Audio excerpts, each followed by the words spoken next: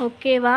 உங்கள்கிட்ட சொன்ன மாதிரியே நான் வந்து டபுள் கலராக உங்களுக்கு ஒரு லைன் காட்டியிருப்பேன். அதுக்கப்புறம் ஒரு white row, 2 black colour row, திரும்ப வந்து ஒரு ஒயிட் 2 ஒயிட்டு கொடுத்துருக்கேன். இனிமேட்டு வந்து ஜிப் அட்டாச் பண்ண வேண்டியது தான். ஓகேவா? தெரியுதா உங்களுக்கு? இந்த மாதிரி தான் இருக்கும். இது வந்து பேக் சைடு நான் ஜிப் அட்டாச் பண்ணுறதுக்காக பரட்டி வச்சுருக்கேன்.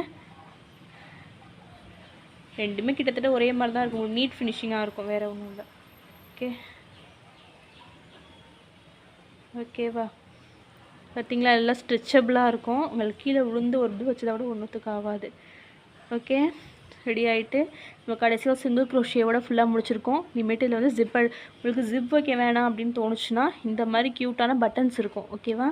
அதில் வந்து இந்த சென்டரில் செயின் போட்டுக்கோங்க. ஒரு 10 செயின் 12 செயின் நீங்கள் எங்கே அட்டாச் பண்ணுறீங்களோ அதுக்கேற்ற மாதிரி செயின் இந்த இதுலேருந்து சென்டர்லேருந்து ஆரம்பித்து இங்கே வந்து ஜாயின் பண்ணிக்கோங்க. அதை அப்படியே போடுற மாதிரி போட்டுக்கலாம்.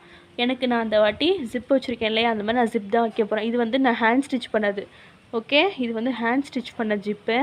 இப்போ நான் வந்து க்ரோஷியில் எப்படி வந்து ஜிப்பை அட்டாச் பண்ணலாம் அப்படின்னு சொல்லி தர போகிறேன். நான் ஆல்ரெடி வீடியோ எடுக்காமல் விட்டுட்டேன். ஒரு 3-4 ஸ்டிச்சுக்கு மேலே